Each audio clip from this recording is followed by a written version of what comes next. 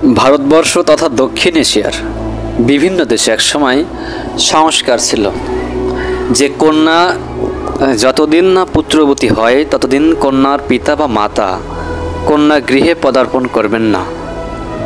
এই ব্যবস্থায় সমস্যা দেখা দেয়। সন্তান ধারণে সমস্যা বা সন্তান মৃত্যুর ফলে কন্যার পিতা মাতাকে দীর্ঘদিন অপেক্ষা করতে হতো কন্যার বাড়ি যাওয়ার জন্যে।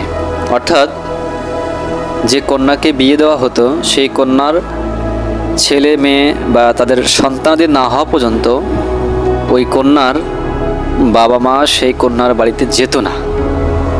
এক্ষেত্রে কিন্তু একটা বিরাট সমস্যার সম্মুখীন সৃষ্টি হয়ে যায়, যার কারণে সমাজের বিধানদাতা জ্যৈষ্ঠ মাসের শুল্কা ষষ্ঠীকে বেছে নেয় জামাই ষষ্ঠী হিসাবে, যেখানে মেয়ে জামাইকে নিমন্ত্রণ করে সমাদর করা হবে এবং কন্যার মুখ দর্শন করা যাবে এবং সেই সঙ্গে মা ষষ্ঠীর পূজা করে তাকে খুশি করা, যাতে কন্যা খুব দ্রুতই পুত্র মুখ দর্শন করতে পারে।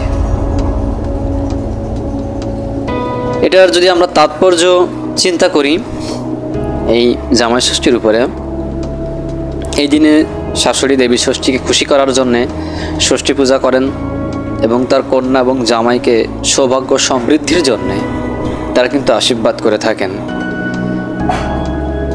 তো এই জামাই ষষ্ঠীর বিষয়টা হচ্ছে, এটাকে আমরা অরণ্য ষষ্ঠী হিসেবেও বলতে পারি।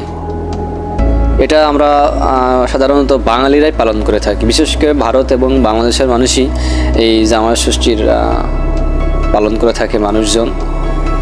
তো এটা আর কি বিষয় যে একটা সময় মানুষের রেওয়াজ ছিল যে কন্যা বিয়ে দেওয়ার পর ওই কন্যার যদি সন্তান না হয়, সন্তান না হওয়া পর্যন্ত ওই কন্যার বাবা মা সেখানে যেতে পারবে না এবং সেই কন্যার এবং জামাইকে নিমন্ত্রণ করে বাড়িতে এনে তাদেরকে সমাদর করা হয় এবং ষষ্ঠী পূজা করা হয় যে দ্রুতই যেন সেই কন্যার কোনো সন্তান পৃথিবীর বুকে নেমে আসুক, যাতে আমরা খুব দ্রুতই যেতে পারি।